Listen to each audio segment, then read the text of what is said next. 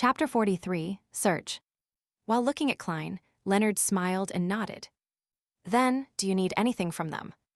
He had cooperated with Old Neil and Company numerous times, so he naturally knew that divination required a medium, especially when the person being divined was not present. Klein thought for a moment before saying to Klee, I need some of Elliot's recent clothes which have not been washed or starched. It would be better if you have any accessories he used to wear on him. He tried to choose ordinary mediums, not something that would normally invite questions. But even so, Klee wore a look of puzzlement. Why? After his question, he added, I have a picture of young Master Elliot on me. Why? Because we are divining his location. Klein was momentarily at a loss for an answer. If he answered truthfully, ignoring the fact that it violated the confidentiality clause, Klee would likely storm out immediately and rip apart the contract while cursing, this bunch of cheats.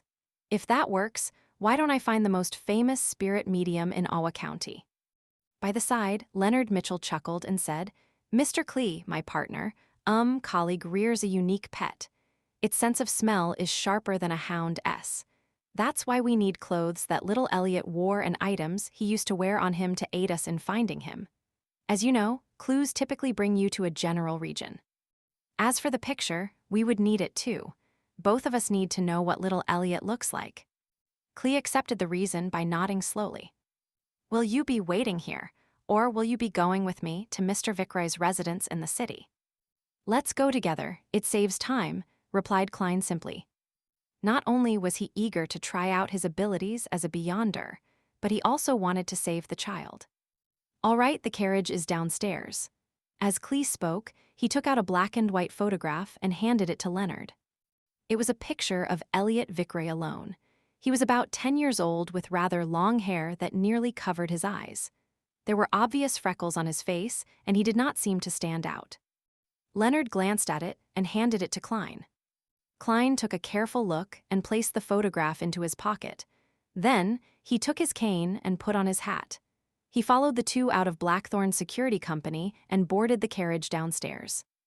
The carriage's interior was rather spacious. It was lined with thick carpet and a tiny table to rest items on. As Klee was around, Klein and Leonard did not say a word.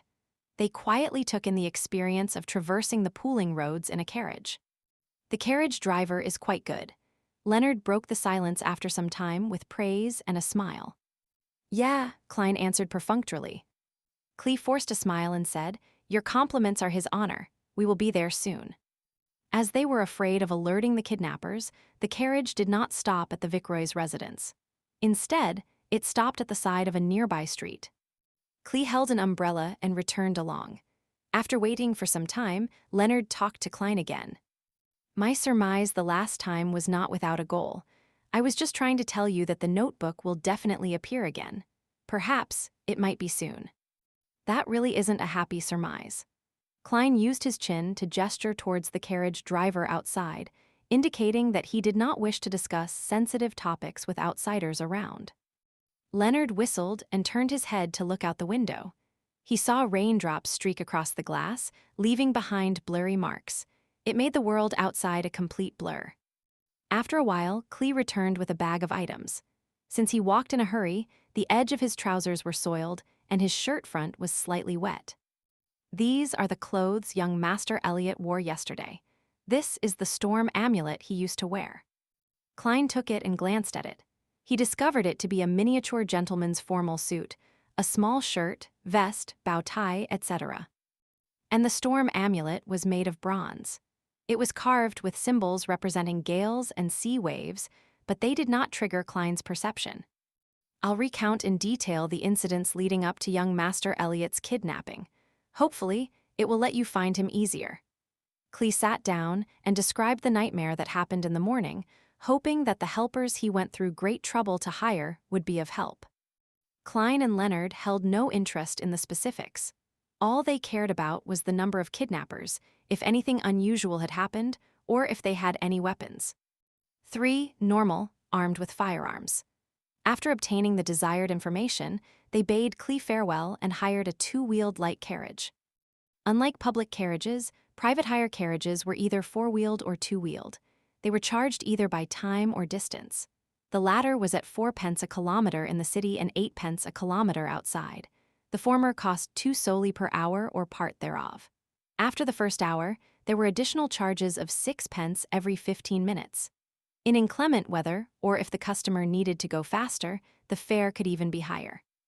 Klein had heard from Azek that in the capital, Backland, these carriage drivers were famous for quoting outrageous prices. To him, taking a private carriage was quite a luxury.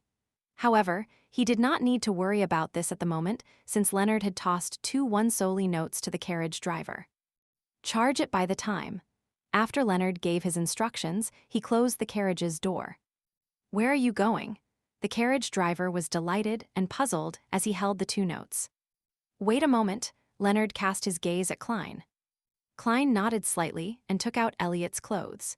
He spread it out on the carriage's floor and then wound the storm amulet around his cane's handle. He held the silver-inlaid black cane and hung it straight over Elliot's clothes.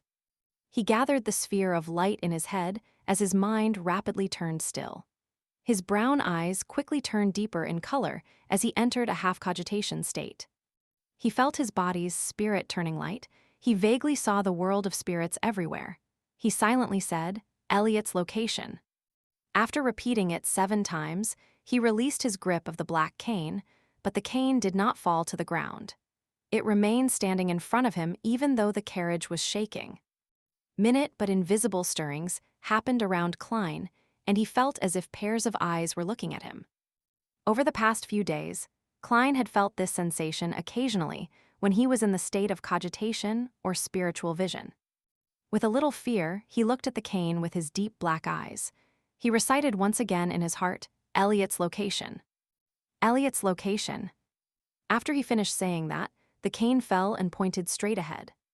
Straight, Klein held the cane and said in a deep voice. His voice sounded a little ethereal, as though it could penetrate the unknown world. This was one of the divination abilities he had grasped. It was called dowsing rod seeking. The tool of choice had to be wooden, metallic, or a mixture of both. In ordinary circumstances, he would require 2 real dowsing rods. Dowsing rods were shaped like 2 straight metal wires tapered to an edge. He would hold on to the shorter side and turn it to ascertain the correct direction. But as a seer, Klein realized that through practice, he could search for people directly using this method. He could also use his cane as a replacement for dowsing rods.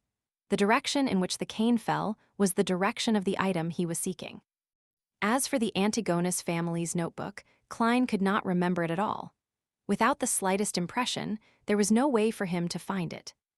"Go straight," Leonard instructed the carriage driver loudly. "We will tell you when there's a need to turn." The carriage driver did not understand why that was necessary, but the notes in his pocket and the willingness of his passengers to hand over the money kept him quiet. He chose to follow the strange instructions. The carriage proceeded slowly, passing through one street after another. Midway, Klein used dowsing rod seeking to correct their direction. After the carriage circled a building once, he finally determined that Elliot was inside. It had only been 30 minutes since they bade Clee farewell. After sending off the cane, Klein did not continue using Elliot's clothes. Instead, he placed the cane, entwined with the storm amulet, directly onto the ground. His eyes turned dark once again as the raindrops around him suddenly spun in place. The cane fell to the front with a slant. Klein pointed at the staircase and said, "There." At times, I really envy old Neil. Similarly, I envy you now. Upon seeing this scene, Leonard smiled with a sigh.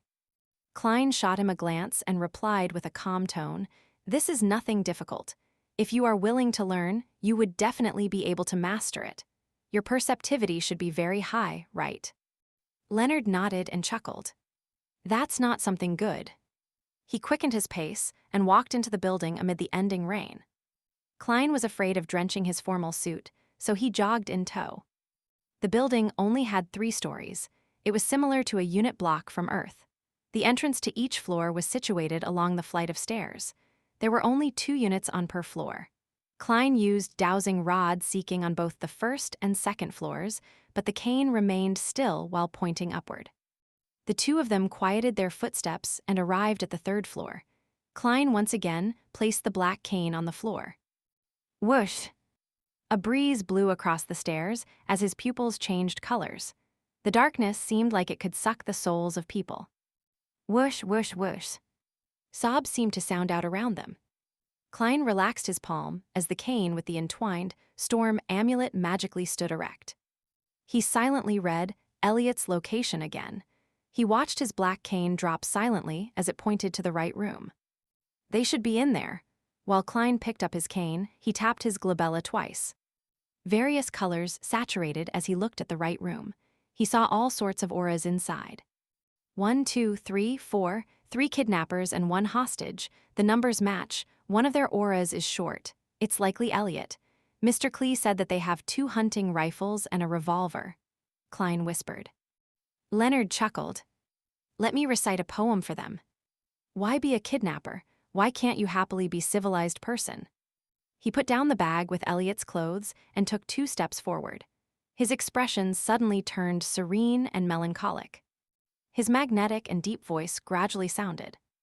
Oh, the threat of horror, the hope of crimson cries. One thing at least is certain, that this life flies. One thing is certain, and the rest is lies. The flower that once has bloomed forever dies.